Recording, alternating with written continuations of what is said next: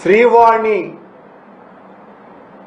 పథకం ద్వారా జగన్మోహన్ రెడ్డి గారు 10,500 రూపాయల ఆ టికెట్లో 500 రూపాయలకే రసీదు ఇచ్చి 10,000 రూపాయలు కాజేస్తున్నారు వైసీపీ నాయకులు అని ఊరు వాడ విష ప్రచారం చేసినారు చంద్రబాబు నాయుడు, పవన్ కళ్యాణ్ ఇద్దరూ కలిసి. మేము అధికారంలోకి వచ్చిన తరువాత దాని మీద విచారణ చేయిస్తాం, ఆ నిందితులైనటువంటి వాళ్లను జైళ్లలోకి పంపిస్తాం అని వీరతాళ్లు వేసుకొని ప్రగల్భాలు పలికి ఓట్లు దండుకొని అధికారంలోకి వచ్చిన తరువాత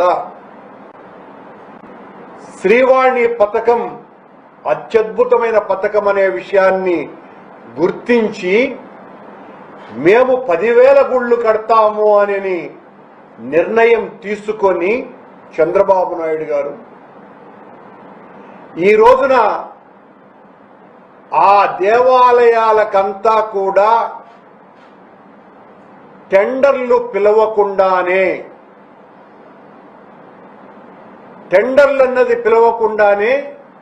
తెలుగుదేశం పార్టీకి సంబంధించిన నాయకుల జోబులు నింపటానికి, దోచుకోవటానికి చివరకు వెంకటేశ్వర స్వామిని కూడా ఒక పావుగా, ఒక ఆయుధంగా, ఒక వనరుగా పచ్చముఠాల కోసమని శ్రీవాణి నిధుల్ని ఈ రోజున దుర్వినియోగం చేయటానికి నడుం బిగించి జీవోనే ఇచ్చినారు. ధర్మ పరిరక్షణకు దీపస్తంభంగా నిలిచినటువంటి పథకం శ్రీవాణి పథకం. ఒకవైపు భక్తునికి, మరోవైపున ధర్మ పరిరక్షణకు రెండింటికి అనుసంధానం చేస్తూ ఈ రెండు భావాల సమన్వయంతో రూపుదిద్దుకున్న ఆధ్యాత్మిక యాగం శ్రీవాణి.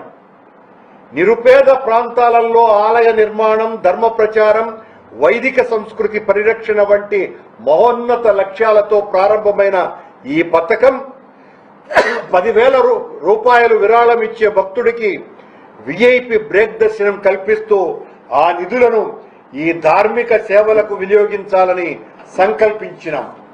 కానీ ఈ రోజున ఆశయ దీపం, ఆ అక్షయ దీపం పవిత్రంగా కనిపించాల్సినటువంటి ఆ అక్షయ దీపం తెలుగుదేశం పార్టీకి అత్యంత అపవిత్రంగా కనపడి, తెలుగుదేశం రాజకీయ ప్రభావాల నీడ కారణంగా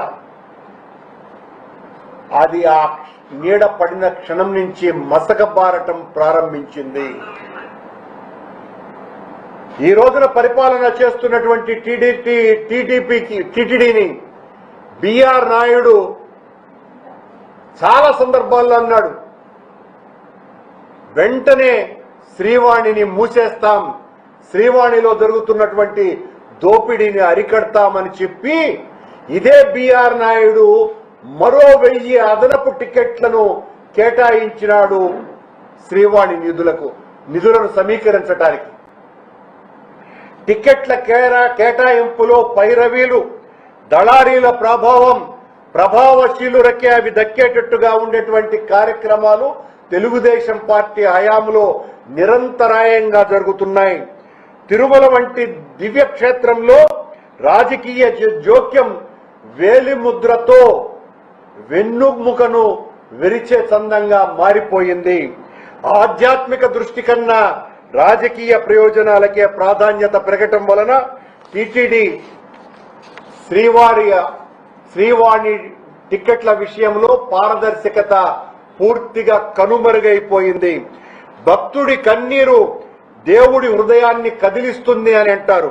అలాంటి భక్తుని ఆవేదనను చంద్రబాబు ప్రభుత్వం రాజకీయ లాభ నష్టాల కొలమానంతో చూడటం అన్నది అత్యంత బాధాకరమైనటువంటి విషయం, వికారమైనటువంటి ప్రయత్నం. ధర్మ పరిరక్షణ కోసం సృష్టించినటువంటి పథకం రాజకీయ క్రీడలకు వేదికగా కావటం అన్నది భక్త హృదయాలను తీవ్రంగా కలిచివేస్తుంది. చంద్రబాబు గారు శ్రీవాణి పేరు మార్చి చంద్రవాణిగా మార్చుకోండి. ఇక శ్రీవాణి అన్న పేరుతో ఆ ట్రస్ట్ ఉంచాల్సినటువంటి అవసరం లేకుండా పోయింది. మీ జోక్యంతో అది పూర్తిగా చంద్రవాణి ట్రస్టుగా దాన్ని మార్చండి. పచ్చిగా తినటం, పచ్చ చొక్కాల్లో వేసుకోవటం నిస్సిగ్గుగా మీ ప్రభుత్వం శ్రీవాణి విషయంలో చేస్తున్నది.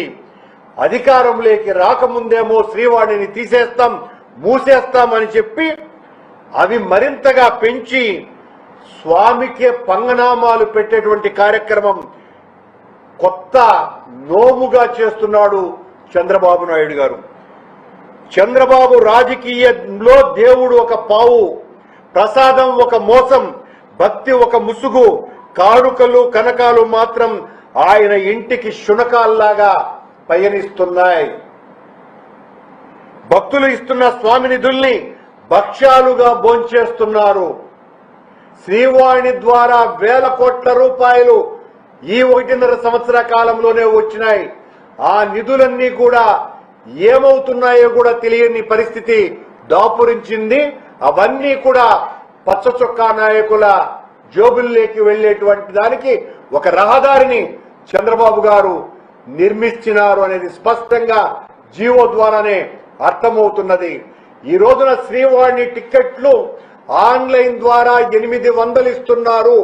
ఉదయం 9 గంటలకు అవి రిలీజ్ చేస్తుంటే 9 గంటల 1.5 నిమిషాలకు 800 టిక్కెట్లు అయిపోతున్నట్టుగా ఆ ఆన్లైన్ లో కనపడుతున్నది. ఆశ్చర్యంగా కొద్దిమంది ట్రావెల్ ఏజెంట్లు, దళారులు, బ్రోకర్లు, డాఫర్లు ఆ శ్రీవాణి టిక్కెట్లను 15,000 రూపాయలకు అమ్ముతున్నారు. ఈ రోజున విజిలెన్స్ వాళ్లే పొరపాటున చెన్నైలో ఉన్నటువంటి పద్మావతి ట్రావెల్ ఏజెంట్స్ వాళ్ళు టికెట్లు అమ్ముతున్న విషయాన్ని పట్టుకున్నామని ప్రకటించటం కూడా జరిగింది. కేవలం పద్మావతి ట్రావెల్ ఏజెన్సీ మాత్రమే కాదు, కొండ మీద కొండ కింద ఇంకా 7-8 మంది ఇలాంటి బ్రోకర్లు, దళారీలు 15,000 రూపాయలకు టిక్కెట్లను అమ్ముతున్నారు.